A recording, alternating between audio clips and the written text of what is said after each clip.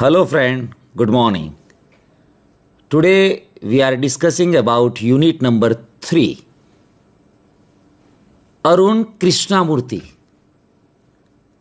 a great symbolic person for the great project environment. Today we are facing a big problem, pollution, and it affects the environment very deeply, and that's we are suffering for so many diseases. Here Krishnamurthy, Arun Krishnamurthy from Chennai, started a noble act to serve the nation, to serve the earth, and to serve the human beings. વિદ્યાર્થી મિત્રો, અમુક વ્યક્તિ એના જીવનમાં દુનિયા માટે કંઈક કરી છૂટવા માટે, કાર્ય કરવા માટે જન્મ લેતો હોય છે. અત્યારે આપણે વર્તમાન પરિસ્થિતિમાં we are facing so many problems, economical, health, and the main environment.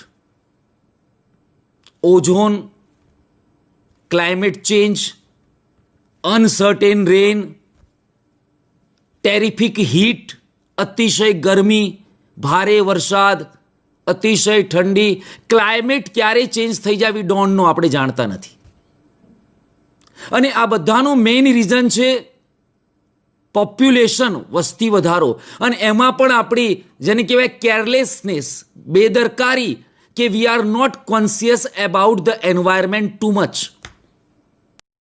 And that's why here is a lesson for the students of standard 10th. It means તમારા માટે ટુ અવેર, જાગૃત થવા માટે. What's our duty to our nation, આપણા રાષ્ટ્ર માટે આપણી શું ફરજ છે. What's the duty towards our co citizens, આપણા સહ જે નાગરિકો છે એના માટે આપણી શું ફરજો છે. How to save the earth and how to save the planet.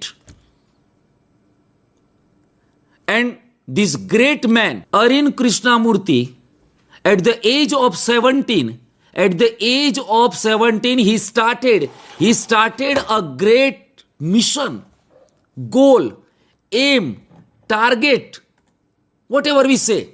But he started a great impact on the earth, on the people's mind, for awakening, જાગૃત કરવા માટે લોકોને. What's your duty towards the nation?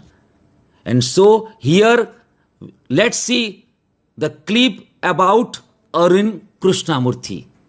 A young man once said, when you give nature a chance to bounce back, nature does it in style. Arun Krishnamurthy made that tough decision to leave a dream brand like Google after a brief stint of 3 years and went after his bigger dreams. Arun Krishnamurthy now leads the charge in restoring India's polluted urban lakes. The bigger dream of Arun Krishnamurthy has driven him cleaning over 17 lakes successfully across India. Arun Krishnamurthy founded the NGO Environmentalist Foundation of India, EFI, in 2011, which is based in Chennai and has branches in Hyderabad, Delhi and Coimbatore. EFI has also set up 19 biodiversity parks in schools. Arun Krishnamurthy, an avid filmmaker, photographer, uses innovative methods such as documentary films, street plays, dance and musicals to create mass awareness.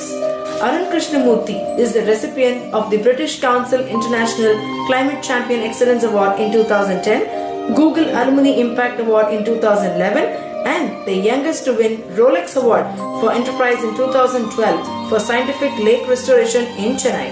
Put your hands together to welcome the lover of lakes, Mr. Arun Krishnamurthy.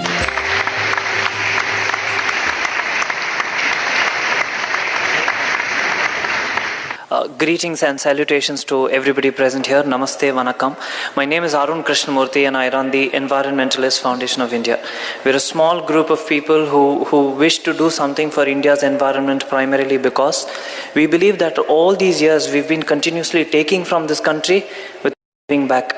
And that's exactly where our position stands today. If you talk about environment conservation, a lot of us in this room would agree that if there is no conscious living, if there is no sustainable living, you and I cannot continue to live on the face of this planet. But despite knowing all this, with a factor of urban arrogance, and just because you and I are educated, we think we are the superior species. That's where we have a small problem and change of attitude. We are people who believe that real-time, result-oriented environment conservation is the answer to a sustainable future. 2 months ago, if this kind of a conference was possible in this very hall, no. Why? Primarily because the river showed us what her boundaries were, and she was running everywhere between this particular property to another property where a lot of people sit and work today as we speak. That's where the river belongs. And this is exactly where we have a problem, that you and I are running behind a distant dream which we don't even know whether it exists. Ladies and gentlemen, this nation deserves a lot more, and this nation deserves us to volunteer. I'll tell you why. I grew up in suburban Chennai in a beautiful village called Mudichur. Mudichur was the epicenter of the recent floods in Chennai. When we moved into Mudichur in 1992, there used to be this pond. My house was strategically located between two beautiful water bodies. A pond 30 meters to the left of my house and a lake, say 100 meters to the right of my house. 92 to 96, I used to enjoy this water body, every bit of it. Whenever we had these monsoons, water would flow from the lake through my street into the pond. As a child, I remember drinking water from my streets. વિદ્યાર્થી મિત્રો, તમે જોયું ને કે કેટલી નાની ઉંમર, at the age of 17, 17 વર્ષની ઉંમરે તો તેમણે આ એક મિશન હાથમાં લઈ લીધું. પણ આ મિશનની પ્રેરણા ક્યાંથી મળી, કોનો સહકાર મળ્યો, અને આ એક નાનું મિશન આટલું મોટું મિશન કઈ રીતે બન્યું, એ આપણા પાઠની અંદર આપેલું છે. અરુણ કૃષ્ણમૂર્તિ ચેન્નઈમાં પોતાના ઘરની પાછળ એક સરોવર, અને એ સરોવરમાં એટલું બધું પોલ્યુટેડ વોટર હતું કે એને હટ એટલું બધું મનને ઈજા પહોંચી કે એણે ડિસાઇડ નક્કી કરી લીધું કે આઈ વોન્ટ ટુ સર્વ માય નેશન. બિગિનિંગ કરવું છે, મારે શરૂઆત કરવું છે મારા ઘરથી જ. અને એણે એ મિશન પકડ્યું. તો let's see unit number 3, an interview, મુલાકાત વિથ અરુણ કૃષ્ણમૂર્તિ. ઇન્ટરવ્યૂ એટલે એક પ્રકારની મુલાકાત. તમે જોઈ શકો કોઈ ગ્રેટ મેનને, કોઈ આઇકોનિક મેનને જ્યારે બોલાવવામાં આવે છે સ્ટુડિયોમાં, ત્યારે એને પ્રશ્નોત્તરી કરવામાં આવે છે, અને એ પ્રશ્નોત્તરી દ્વારા એના બાળપણથી, એની પ્રેરણાથી, એના કાર્યો અને એની સિદ્ધિઓની ચર્ચા કરવામાં આવે છે.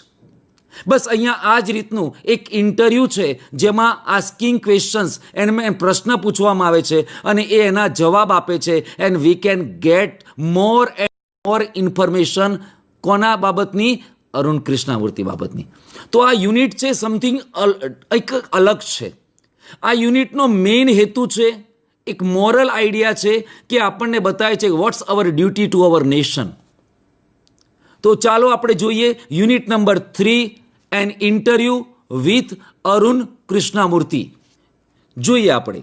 તો અહીંયા આપણને યુનિટ નંબર 3 છે, અરુણ કૃષ્ણમૂર્તિ સાથે એક ઇન્ટરવ્યૂ. લખ્યું છે નીચે, અરુણ કૃષ્ણમૂર્તિ સાથેની એક મુલાકાત.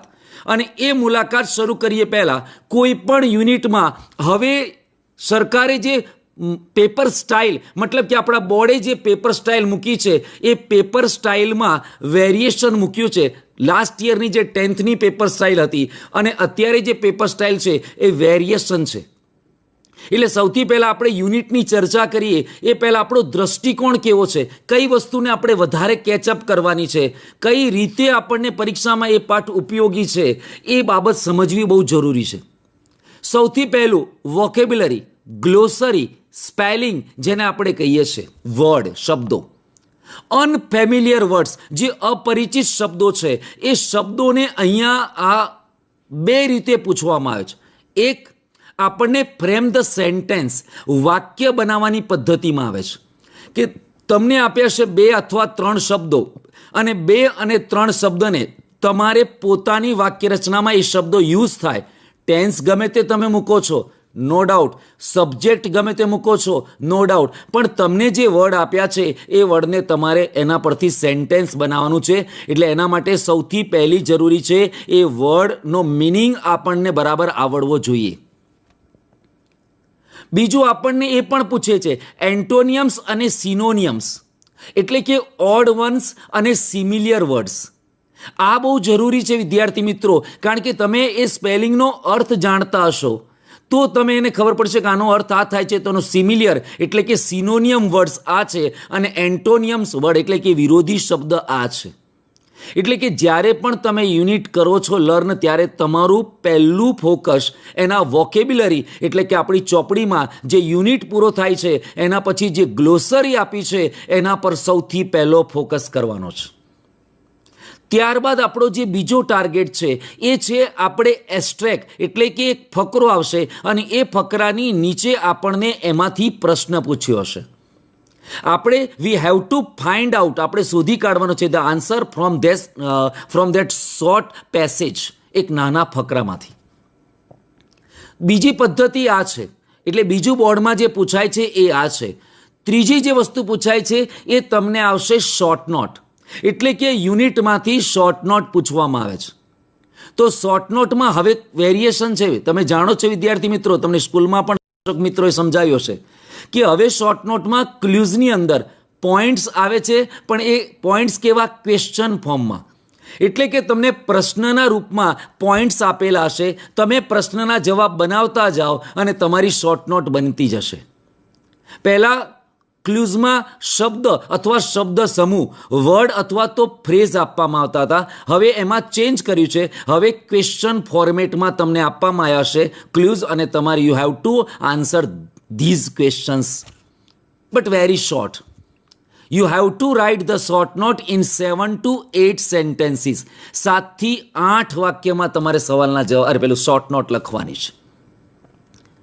ત્યારબાદ આપણને એમાંથી ગ્રામર કયું પૂછાય છે.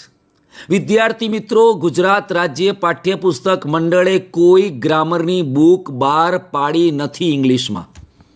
આ તો બધા રેફરન્સ બુક છે જે બહાર બજારમાં મળે છે. એકચ્યુઅલમાં એનો હેતુ જે છે કે યુનિટની અંદર અમે ઓલરેડી ગ્રામર ઇન્સ્ટોલ કરી જ દીધું છે, અમે એને સમાવી જ લીધું છે. તમારે એ યુનિટ દ્વારા જ ગ્રામર શીખવાનું છે. ફંક્શનલ એપ્રોચ જ જે છે એ આ વખતે 10મા અને 11મા 12મામાં મેઇન ટોપિક છે ફંક્શનલ એપ્રોચ. 10મા ધોરણમાં 5 માર્ક, 11મામાં 12 માર્ક, અને 12ના બોર્ડમાં 12 માર્કનો એક ટોપિક છે ફંક્શનલ અપ્રોચ, અને એ જ આપણે યુનિટમાંથી શીખવાનું છે. જેમ આ યુનિટમાં છે ડિસ્ક્રાઇબિંગ એક્શન, કાર્ય, વર્બ્સ, ક્રિયાપદો, જે આપણે સવારથી માંડીને રાત સુધી કરીએ છીએ તે ક્રિયાઓ, ડિસ્ક્રાઇબિંગ એક્શન, એના પરથી વાક્ય કમ્પ્લીટનું આવશે. તો વિદ્યાર્થી મિત્રો, આના પછી એક મેઇન જે આપણે એંગલ જોવાનો છે એ યુનિટમાંથી આપણને આવશે એમસીક્યુ પૂછાય છે. કેબીસી પદ્ધતિ જેવી પ્રેક્ટિસ કરશો તો તમને રમતમાં બધા એમસીક્યુ તૈયાર થઈ જશે.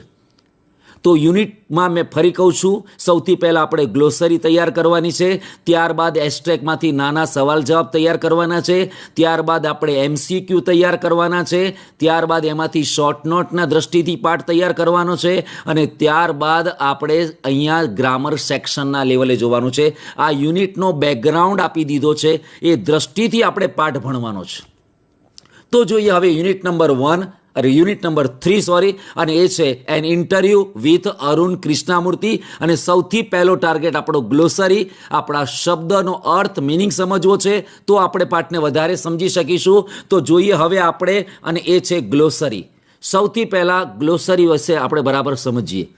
હેચલિંગ શબ્દ પહેલો છે બેટા. અત્યાર સુધી બચ્ચું શબ્દ છે, બધાના કિડ્સ આપણે જુદા જુદા યુઝ કરીએ છીએ. જેમ એક પાઠ આવતો તો 9મા ધોરણમાં ચિતા સ્ટીયર, અને એમાં આપણે કપ્સ કહેતા હતા બચ્ચાને. પણ અહીંયા જે બચ્ચાઓ છે ટોટોઇઝ એટલે કે કાચબાના બચ્ચાઓ માટે હેચલિંગ શબ્દ વાપર્યો છે, યાદ રાખજો.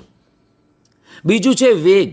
એટલે કે લડાઈ શરૂ કરવી અથવા કોઈ કામ, કોઈ મિશન હાથમાં લેવું, એક ઇમ્પોસિબલ ટાસ્કને, એક રિસ્કી ટાસ્કને પોતાની સૂઝથી આગળ ચલાવવું, લડાઈ કરવી, એ વેગ શબ્દ છે. વોલેન્ટિયર આપણે ઘણીવાર યુઝ કરી છે બેટા. વોલેન્ટિયર, કોઈ પણ એવું સોશિયલ વર્ક હોય તો વોલેન્ટિયર્સ તૈયાર થઈ જાય છે, જેને આપણે સ્વયંસેવક કહીએ છીએ. ટુ ઇન્સ્પાયર, પ્રેરણા આપવી. કહેવાય છે ને ઇન્સ્પાયરેશન, પ્રેરણા. તમને પ્રેરણા ક્યાંથી મળી? આ કાર્ય કરવાની તમને પ્રેરણા ક્યાંથી મળી? તો એ ઇન્સ્પાયર થવું, પ્રેરણા આપવી. કોઝ, કોઈ પણ કાર્ય કરો છો એનો હેતુ શું છે? નોબલ કોઝ, એક ઉમદા કાર્ય કરી રહ્યા છે અરુણ કૃષ્ણામૂર્તિ. એક ઉમદા કાર્ય, કોઝ, એ નોબલ કોઝનું મેઇન કારણ શું છે? તો કોઝ. કોન્ફ્લિક્ટ, વિસંગતતા. કોઈ પણ મિશન હાથમાં લઈએ એટલે કોન્ફ્લિક્ટ્સ, એની અડચણો તો આવવાની જ છે, વિસંગતતાઓ તો આવવાની જ છે, પણ એ જે ચટ્ટાનો સર કરી જાય છે વિસંગતતાઓના, અને એ પછી ચેમ્પિયન બને છે. તો અહીંયા કોન્ફ્લિક્ટ શબ્દ, વિસંગતતા. સપોર્ટિવ રોલ, સમર્થન આપે તેવું. કોઈ પણ ટાસ્ક હાથમાં લો એટલે તમને કોઈ સપોર્ટિવ રોલ મળવો જોઈએ. એકલું મિશન ગાંધીજીએ લડાઈ શરૂ કરી હતી 1930માં દાંડી કૂચની. જ્યારે અહીંથી દાંડી શરૂ થવા ત્યારે માત્ર 72-75 માણસ હતા, પણ જ્યારે દાંડી પહોંચ્યા ત્યારે અનબિલિવેબલ, જેને માની ન શકાય એટલી એની પાછળ વસ્તી હતી. તો એ કેવું બન્યું? અંદરનું ડેટર્મિનેશન, દ્રઢ વિશ્વાસ હતો એમનામાં. અને એ અહીંયા સૌથી પહેલાં સપોર્ટિવ, કોક તો સપોર્ટિવ મળવું જોઈએ. 1 અને 1 11 થાય તેવું સપોર્ટિવ કોણ હતું જે અરુણ કૃષ્ણામૂર્તિને આ મિશનમાં સપોર્ટ આપ્યો છે, એ પણ આપણે જોઈશું. ટુ ફેલ, ઘણીવાર આપણે કેવું જ કાર્ય આપણું ન થાય તો આપણે નિષ્ફળતા અનુભવીએ છીએ, ડિપ્રેસ થઈ જઈએ છીએ. શું આમના જીવનમાં કંઈક બન્યું હતું? એ પણ આપણે જોવાનું છે. હ્યુમિલિટી, વિનમ્રતા. ઘણીવાર માણસ જ્યારે એની શિખરો સર કરે છે, જ્યારે ટોપ પર જઈને બેસે છે, ત્યારે એનામાં રૂડનેસ આવી જાય છે, સ્ટબોર્ન, જિદ્દી થઈ જાય છે, એનામાં જેને કહેવાય અહંકારી થઈ જાય છે, એરોગન્ટ પર્સન થઈ જાય છે. પણ અહીંયા શું એ સ્નોબિશ એરોગન્ટ બને છે? એ પણ આપણે જોવાનું છે. એરોગન્ટ શબ્દ પણ છે, સ્નોબિશ શબ્દ પણ છે, દંભી. એરોગન્ટ શબ્દ પણ છે, અહંકારી. હવે આપણે આગળ એમાં જોઈએ બીજા ગ્લોસરીમાં કે એક્ટિવિસ્ટ. જો એક્ટિવ શબ્દ તો તમે સાંભળ્યો છે, એક્ટિવ, પેસિવ ગ્રામરનો પણ છે, અને એક્ટિવ એટલે સક્રિય. પણ અહીંયા આંદોલન કરનાર એક્ટિવિસ્ટ. એન્વાયરમેન્ટ પરથી શબ્દ બન્યો છે એન્વાયરમેન્ટાલિસ્ટ, પર્યાવરણવાદી. એન્વાયરમેન્ટ પરથી એન્વાયરમેન્ટાલિસ્ટ, વર્ડ બિલ્ડિંગ છે આ બેટા. હેઝિટેશન એટલે અવઢવ અથવા તો હિચકિચાટ. તમે સપોઝ કોઈ અધિકારીના ઓફિસમાં ગયા છો તો તમે થોડી હેઝિટેશન, થોડી હિચકિચાટ અનુભવશો. બારણું ખોલું ના ખોલું, એ હેઝિટેશન. બોલતા ખચકાવું, કોઈ કાર્ય કરતા ખચકાવું, અવઢવમાં આવો, વિચારમાં પડવું, ડુ ઓર નોટ ડુ. તો એ પ્રશ્ન અહીંયા છે. તો આગળ જોઈએ. ઇમોશનલ બાઉન્ડ, એક ઇમોશનલ બાઉન્ડ, ભાવનાત્મક રીતે બંધનમાં હોવું. આપણે આપણા ફેમિલીમાં એકબીજા સાથે એવા જોડાયેલા છે, ઇમોશનલ બાઉન્ડ છે. કારણ કે એકને પીડા થઈ તો બીજા દુઃખી થશે, ઇમોશનલ બાઉન્ડ છે. તો ઇમોશનલ બાઉન્ડ પણ આની અંદર છે. એના ઉપર આપણે વે શબ્દ આવી ગયો કે વિચારવું, કોઈ કાર્ય ઉપર વિચારવું. ગાર્બેજ આ શબ્દ પર મેઇન, કારણ કે આખો પાઠ છે એ પોપ્યુલેશન પરથી પોલ્યુશન. વસ્તી વધે છે તો પોલ્યુશન પણ વધે છે, અને ગાર્બેજ, જ્યાં ત્યાં કચરો નાખવો, અને એ ગાર્બેજ બિન શબ્દ પણ તમે સાંભળ્યો છે. રિમૂવલ, કાઢી નાખવું તે. પછી ડાયપર શબ્દ આવે છે, નાના બાળકના બાળોતિયા જે છે ડાયપર, એ પણ લોકો ગમે ત્યાં ફેંકતા હોય છે. બેઝિસ આ મેઇન શબ્દ છે, આધાર, કોઈના પર આધાર, બેઝિસ. મિનિમલ, આપણે એવું તો સાંભળ્યું હતું કે મિનિમમ, એના પરથી શબ્દ છે મિનિમલ, નહિવત.